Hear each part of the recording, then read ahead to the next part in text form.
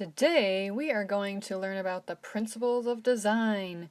Just like the elements of art were the ingredients, the principles of design are the recipe that you follow to make an amazing work of art.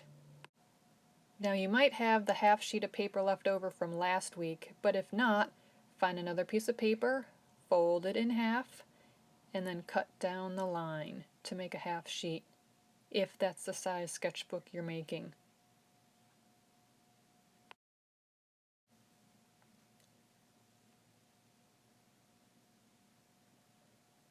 Then, just like last week, start to fold it in half, and in half again, and in half again, to make 8 sections.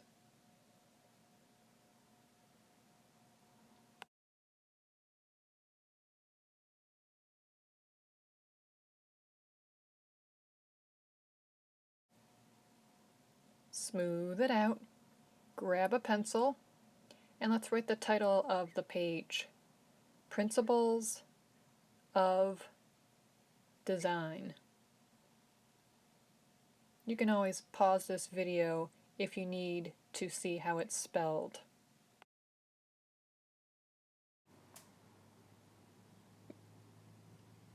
First, let's write balance.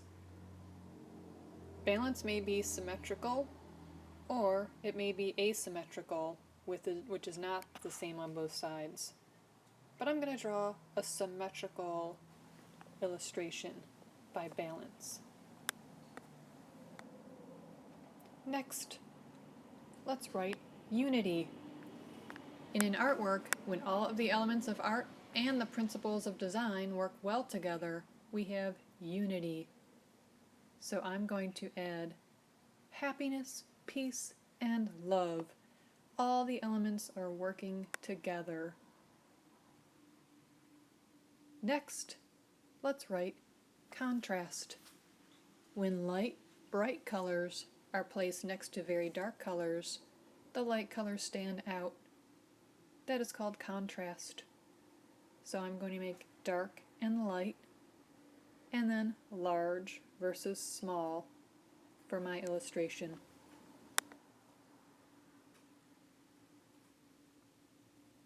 Next, let's write emphasis. Emphasis is the most important part of an image. Although it is also called the center of interest, it doesn't have to be in the center. So I'm going to draw a rectangle and a star because the star is the biggest, boldest part of the little illustration. So that's where your eye goes first. That's emphasized. Next, let's write rhythm. Just like in music class, when you have rhythm in an artwork, you have a repetition of a color, shape, or line. So I'm going to draw some raindrops. Next, you guys are experts on pattern.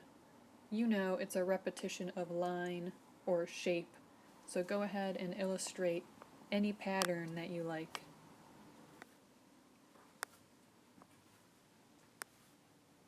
Lastly, let's write movement. Movement is the path your eyes take, following the lines, shapes, and colors around and through a work of art. So just like Van Gogh's Starry Night with the wind in the sky, I'm going to draw some curly, wavy lines so your eye moves around. So gather together your sketchbook pages, and yes, I forgot my self-portrait, but I'll grab it later.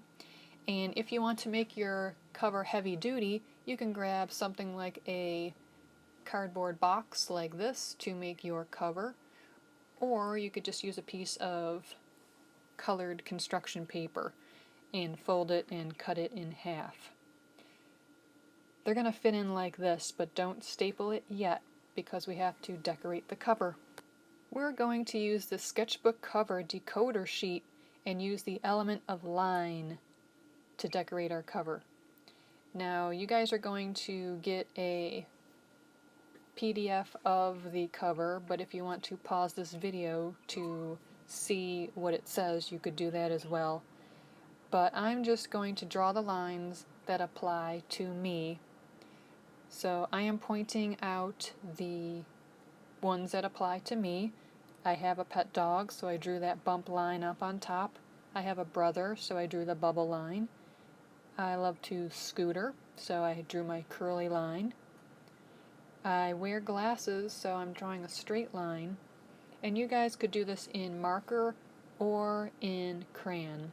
But make sure that your pages are not underneath so the marker doesn't run through onto your pages.